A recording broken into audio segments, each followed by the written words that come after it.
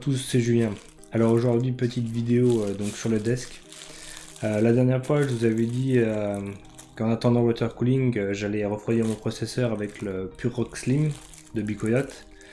Tout simplement parce que je pensais que mon water cooling était HS, et aussi voilà, une deuxième raison, c'est que le kit de conversion pour socket AM4 sur le site de Corsair, il y en a pour 5 €, mais il y en a pour 10 € de frais de port.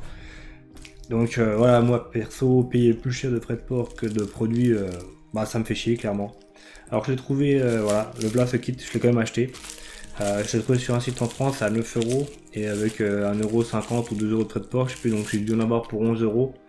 Alors j'espère que mon kit fonctionne encore, je vais vérifier ça tout de suite.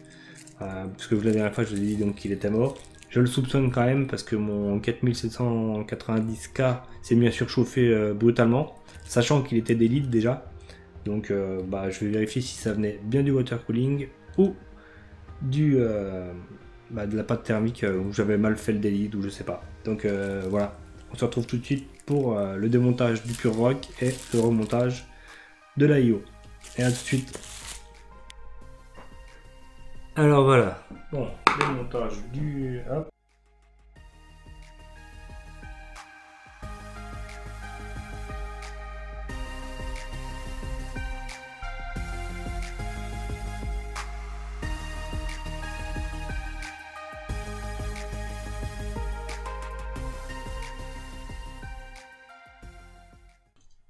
Ah, j'en avais mis assez en plus. Hop. Un petit coup de nettoyage. Voilà, pour ranger, ça sera nickel. Hop. Un petit coup sur le CPU.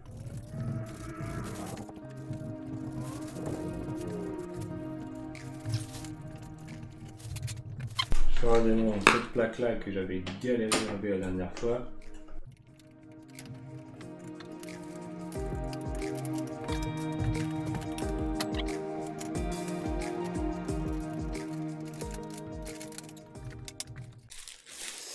Alors je vous ai pas montré en quoi consiste le kit pour le socket. Donc, on a a priori alors le cerclage pour mettre autour de la pompe et juste un kit de visserie. Voilà, c'est tout. Donc normalement avec ça on devrait pouvoir s'en sortir facilement. Allez, comme d'habitude, un petit coton-tige avec du vinaigre blanc pour enlever le reste de pâte thermique.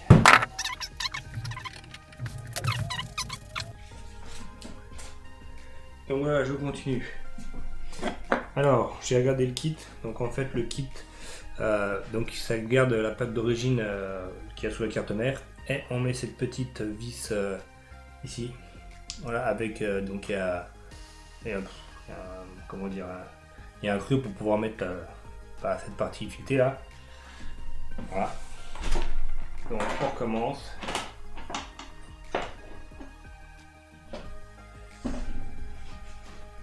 J'aurais vu que je l'aurais pas enlevé, enfin j'en avais qu'un côté. Remplacer les pattes.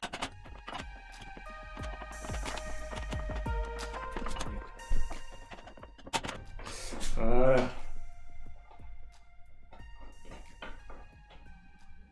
Hop là.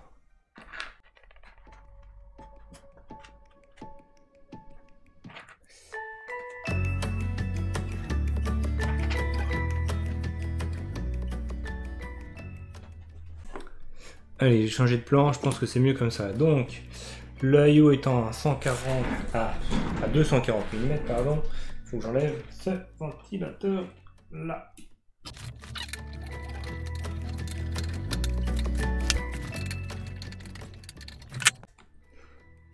Ah voilà, en fait j'ai enlevé les 320 kg parce que du coup je vais remettre tout de suite un des 120 des LL120 RGB de chez Corsair avec le Commander Pro.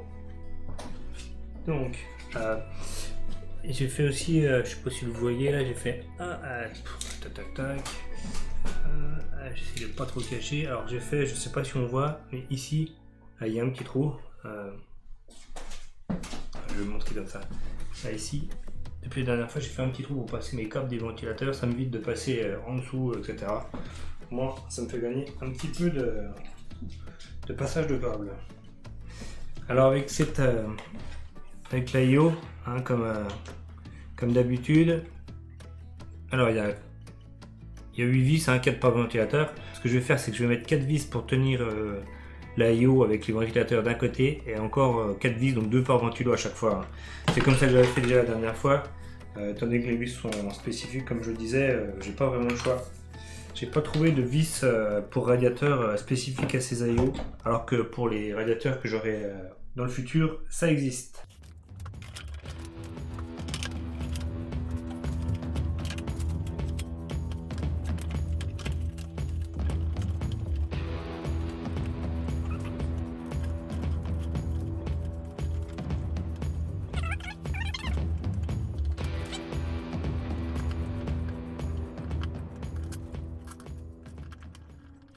Voilà, impeccable, ça bouge pas.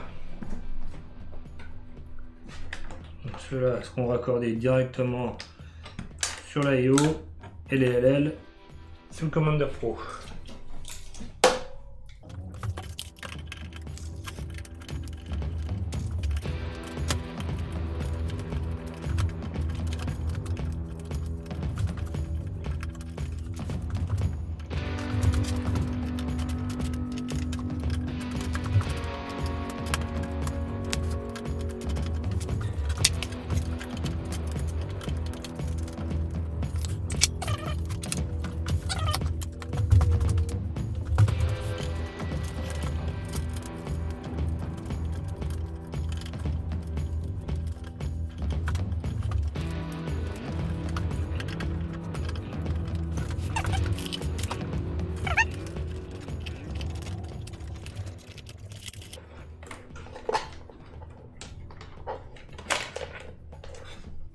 C'est vrai que pour le moment, là, on va un peu voir les câbles ici, là.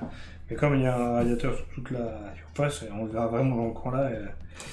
Voilà quoi, c'est vraiment, on ne verra pas vraiment les câbles sur une grande longueur.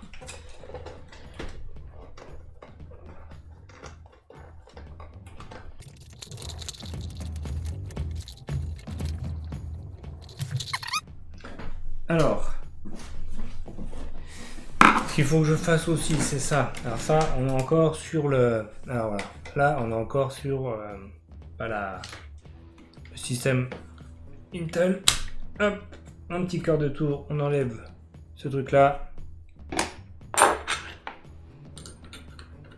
Alors là, ça, la pompe va venir comme ceci, donc il faut qu'il vienne. Il faut que ça vienne comme ça. Normalement.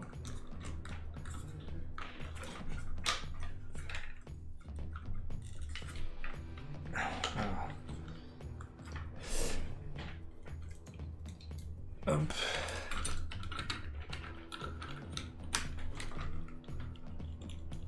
Il va très bien.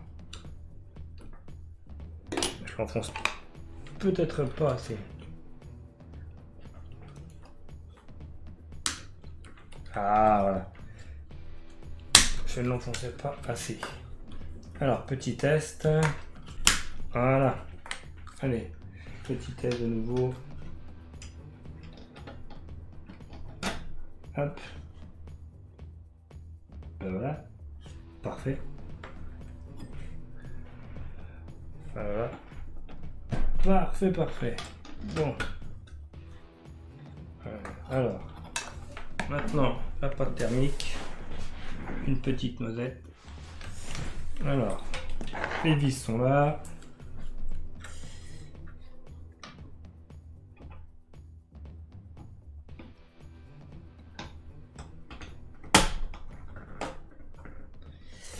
Alors, comme ça tire un peu sur le truc là, je vais déjà mettre les deux du côté là.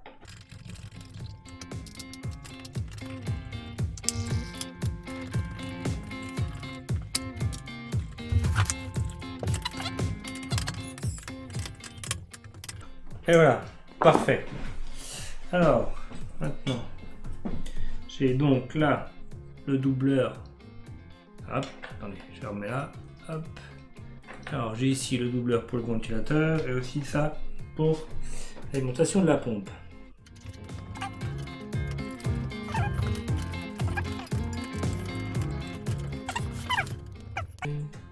Alors là, j'ai un petit trou, petit passage de câble. On va planquer ça là-dessous, si j'y arrive.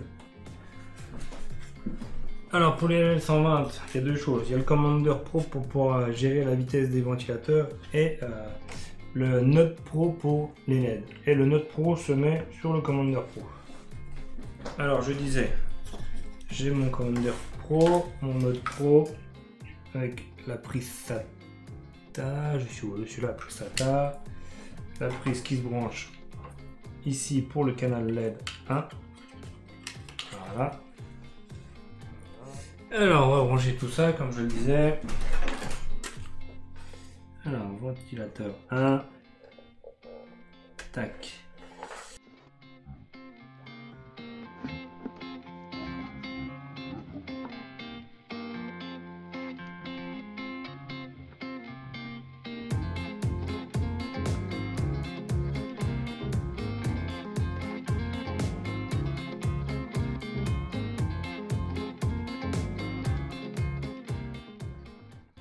Du coup, celui qui reste là-bas automatiquement, c'est le 2.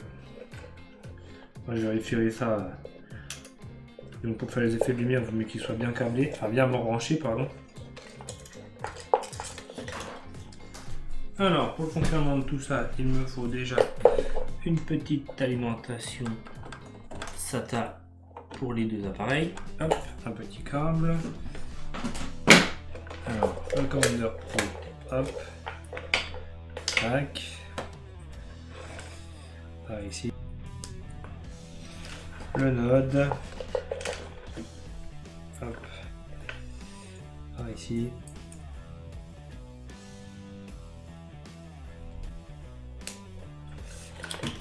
Le câble USB. J'en ai encore un. Vous le voyez pas, mais si, j'en ai encore un ici. Par contre, j'aurai encore certainement d'autres trucs USB à brancher. Du coup, j'ai ce petit hub interne USB de chez NZXT avec un câble gainé et une alimentation. Par contre, Molex. Ouais, je m'en souviens plus de celle-là. Allez, déjà passé l'USB.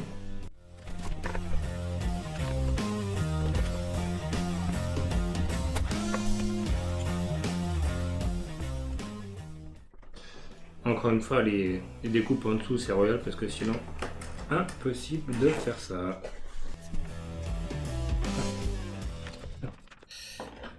Un Commander Pro.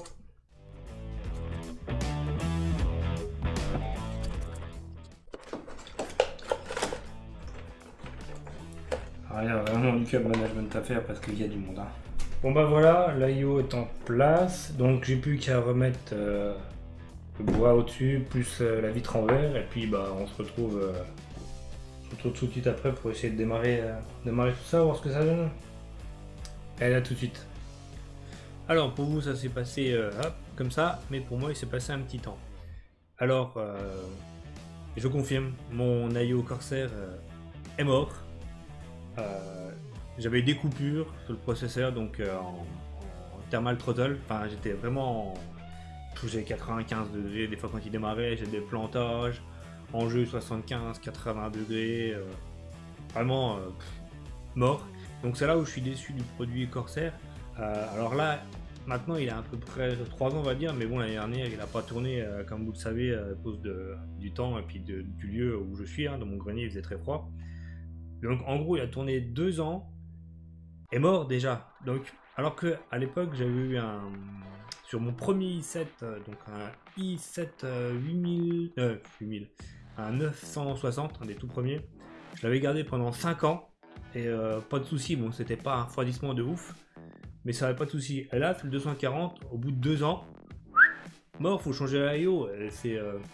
Voilà, les produits Corsair sont de bonne qualité, mais finalement, dans le temps, bah, au moins avec cette IO là, alors peut-être des fautes de fabrique ou quoi que ce soit, je sais pas, il n'empêche que je suis un peu déçu sur ce type d'IO.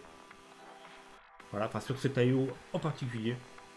Voilà, dites-moi ce que vous en pensez. Vous avez eu d'autres si vous avez eu d'autres problèmes avec des IO du même type, marques différentes ou non. Voilà. Alors, comme d'habitude, si la vidéo vous a plu, n'hésitez pas à mettre un petit pouce bleu, à vous abonner si ce n'est pas déjà fait. Et n'oubliez pas mon Utip pour me soutenir. Voilà, il n'y a plus rien à dire. Allez, ciao tout le monde!